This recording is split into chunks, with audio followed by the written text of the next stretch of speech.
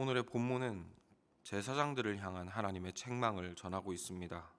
먼저 하나님은 제사장들에게 말씀하시기를 내가 너희 제사장 지파 곧 레위 지파에게 명령을 주고 언약을 맺었다라고 하십니다. 그 명령이란 2절 말씀에 기록된 대로 하나님의 말씀을 듣고 마음에 두어 하나님의 이름을 영화롭게 하는 것이었습니다. 그리고 이 명령을 지키지 않으면 저주를 받겠다라고 하는 것이 본문에 기록된 하나님과 레위 자손 사이에 맺어진 언약이었습니다.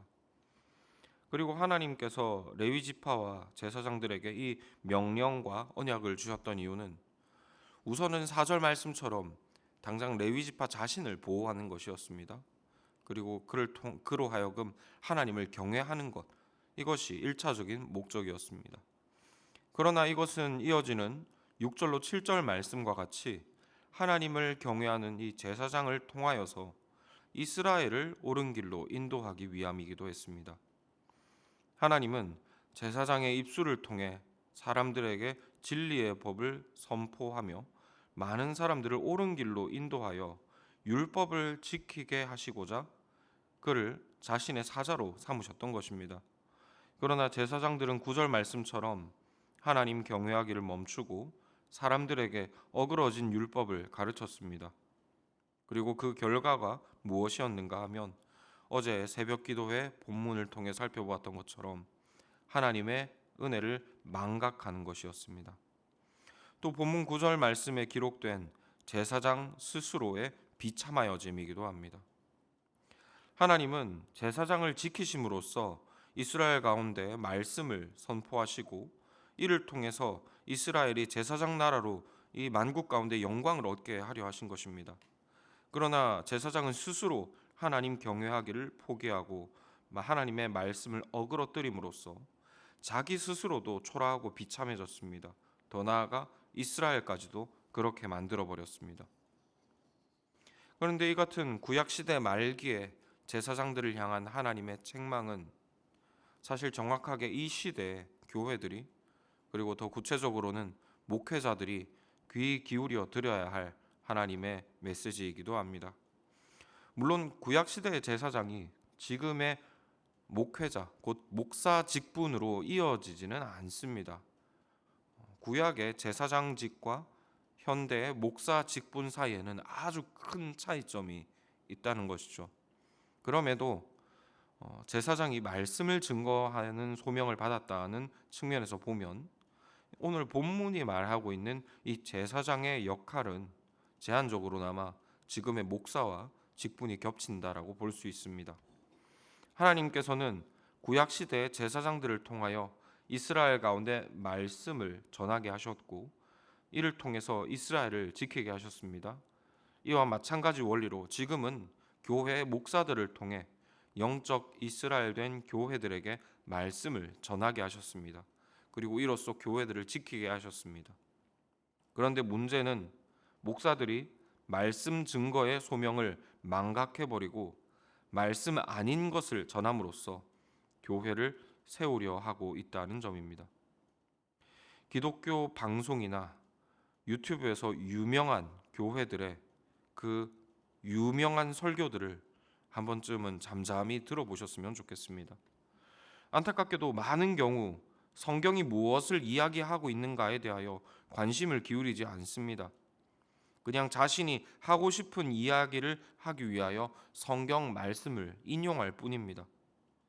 성경 말씀을 말하는 것 같긴 하지만 성경 말씀이 정확하게 무엇을 의미하고 있는지, 그 말씀 가운데 나타난 하나님의 뜻과 하나님의 구원이 무엇인지 전혀 관심을 기울이고 있지 않습니다. 그냥 자기가 하고 싶은 말에 아무 말이나 갖다 붙이며 맥락이 비슷해 보이는 성경 말씀을 이용할 뿐입니다. 하나님의 말씀을 전해야만 하는 직분자가 말씀 전하기를 포기하고 세상의 이야기를 말하는 것입니다. 왜냐하면 2절의 말씀대로 목사 스스로가 하나님 경외함에서 떠나버렸기 때문입니다. 하나님은 교회를 보호하기 위하여 말씀의 사역자로 하여금 하나님 경외할 것을 명령하셨습니다. 그렇지 않으면 저주하겠다고 약속하셨습니다. 그리고 이것은 지금의 교회 그리고 목회자로 이어진다고도 할 수 있겠습니다. 그런데 현대 수많은 목사들이 하나님을 경외하지 않으므로 어그러진 말씀을 전하게 되어 버렸습니다. 이것이 바로 이 시대의 교회들이 타락하고 있는 이유이며 이 시대들의 교회들과 함께 목사들 스스로가 부끄럽게 되어버린 이유입니다. 어디 가서 목사라고 말하는 것이 참 민망한 것이 현실인 것이죠. 그리고 이것은 정확하게 하나님의 말씀과 합하여지는 결과입니다. 교회를 지키기 위하여 말씀의 직분자들과 맺으신 언약이 그대로 성취된 것이죠. 우리가 좋든 싫든 하나님은 말씀을 통해 하나님 나라가 세워지게 하셨습니다. 그리고 좋든 싫든 하나님은 그 말씀의 사역자의 입술을 통해 교회에 증거되도록 하셨습니다. 그래서 말씀 사역자의 경건은 교회의 생존을 위하여 반드시 지켜져야만 하는 절대적인 영적 요충지인 것입니다. 하나님을 경외하지 않는 자가 말씀의 사역자로 서게 되면 교회는 반드시 타락합니다. 그리고 사역자 자신도 부끄러움을 당하게 되고 더 나아가 패가망신을 당하게 될 것입니다. 그리고 반드시 그러기를 소망합니다. 그러므로 우리 이 성막교회와 이 땅의 교회들이 회복과 하나님의 복주심을 누리게 하기 위하여 말씀의 사역자들을 경건케 하여 주시기를 함께 기도해야 하겠습니다. 주께서 레위 지파와 맺으신 언약을 따라 주를 경외하지 않는 자들은, 주를 경외하지 않는 말씀의 직분자들은 부끄러움을 당하게 하여 주시기를 기도하시기 권합니다.